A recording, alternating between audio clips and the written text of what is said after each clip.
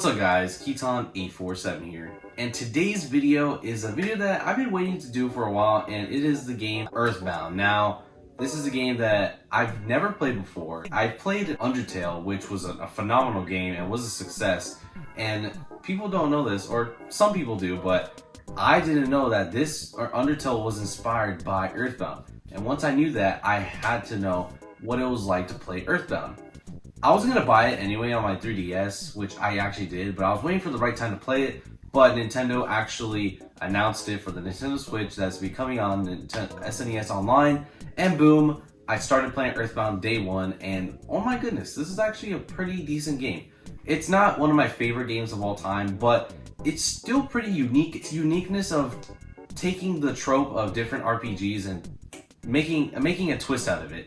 And I'm going to explain why. So this is my full review of Earthbound. So guys, basically the story of Earthbound is Ness wakes up to this huge meteor that crashed onto his home, and then boom, his buddy Pokey, they go and investigate it, and then boom, there's like a bee that talks to them like, oh, something in the future, Gygus is going to take over, there's going to be a war, and there's chosen ones, there's Ness, there's Pooh, there's Paula, and there's Jeff. And they are the chosen ones to defeat Gygus. And boom, you set your journey off, your mom lets you go, and then boom, you're on your journey on your way to defeat Gygus, and go around the world to find the 8 sanctuary gardens that you had to find in order to defeat Gygus. And you use the soundstone to record those melodies, which is actually pretty cool. So that's basically the whole story. There's more, but I'm not gonna go in depth with it because the video will be like an hour long. But I do like the story of the game, the way everything plays out, the way different characters are handled. And that's another thing I love about this game is the characters, or NPCs. There's a lot of charm in this game, and I can see how Undertale took inspiration from this. There's a lot of wackiness in the characters. There's so many different designs, and especially stereotypes back in the days in the 1995 when Earthbound was made. And it was a strange game to play, and to see all these different themes and people and diversities of different NPCs and stuff is very cool to see, especially of what Nintendo does. This is usually what they don't do anymore nowadays, but it's really cool to see what they used to do back in the day, which is honestly really cool. Earthbound to me is honestly like a forgotten gem. It's like a very good game. It's not like Mario 64 level. It's just like a pretty decent game that anybody can play. It's just a good, fun game.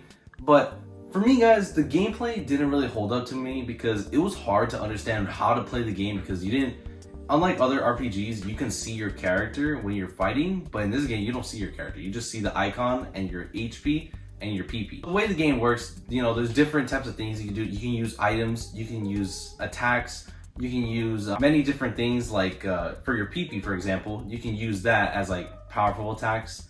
Like you can do PSI attacks, you can do so many different things, PSI Fire. There's PK Starstorm for Pooh, which is very awesome. I really like how there's different moves for each character, especially for Jeff. He's not able to use PP, so we have to focus on him using his rockets and his bombs, which is pretty cool. Paula is more of a healing character and that uses all her magic.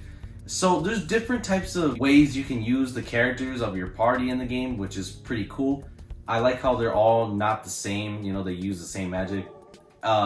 Especially Jeff is a good example because he doesn't use PP. He only uses rockets and bombs. So that is pretty cool. Bosses in the game are kind of hard because I had to figure out how to defeat these bosses, and they weren't easy because I had to guess sometimes to find out what their weakness is. But sometimes I kind of figured out myself throughout the battle to see what they are weak to and what type of weaknesses they are weak to, and to see what type of enemies were weak to what, which was pretty unique and hard. And then I had to really bring my mind into it and just focus on the battles to see how to defeat the enemy and how to do it strategically, which was really good, especially for the final boss. It was super hard to defeat it. You had to be very precise about it. Another thing I really like about this game is the aesthetic. The aesthetic in this game is very trippy, it's very weird, it's very strange. There's different types of themes in this game that you get to face. There's so many different wacky stuff in the game, and that's what brings me to another thing I really like to bring about. Wackiness of everything in the aesthetic of the game makes what the music is, because that's what I'm gonna talk about next, the music. Music feels very, very strange. It feels like from another world. This is like not your typical RPG music. This is like some cool beat to it. You know, the music's very hard to explain, guys. You're probably gonna hear some music in the background that's being used for Earthbound, so you can probably listen to it. You can just look up Earthbound OST, and it's just strange. It's kind of hard to explain it, but it's a really cool soundtrack. Probably one of the most unique soundtracks of all time of Nintendo. Wish they made more songs like that, but who knows? Maybe they will one day. And the graphics, there's not really much to talk about. The graphics still look, you know, like the SNES. There's not much to compare to compared to like Breath of the Wild or God of War, stuff like that. But whatever. Overall, guys, I actually found Earthbound pretty enjoyable and pretty fun, to say the least. Some parts of the game I did not find very enjoyable because some parts of the game, it didn't really specifically tell you where to go or where you got to go. You have to kind of find out yourself through going through the area and explore, which I'm not very used to, but honestly, that's what took me a while to play this game. It took like a month for me to complete the game because I was really trying to find all the things and like, you know, build my party up and then like find all the items and just take my time on this game because it was a pretty fun game and I honestly really enjoyed it. You guys should totally check it out if you guys have SNES online.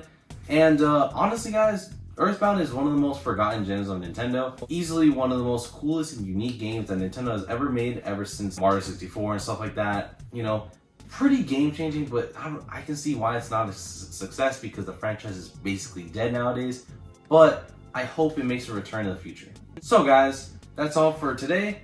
I will give Earthbound a 7.5 out of 10. That is my scoring of Earthbound. And if you guys have a different score, you can put it down below in the comments. That's basically it for this video. So guys, I hope you guys enjoyed this video. Please make sure to subscribe and make sure to super smash that like button and make sure to turn the notification bell so you're notified for all my videos and content coming to the future of this channel. Now guys, see you guys later. Peace out. Bye.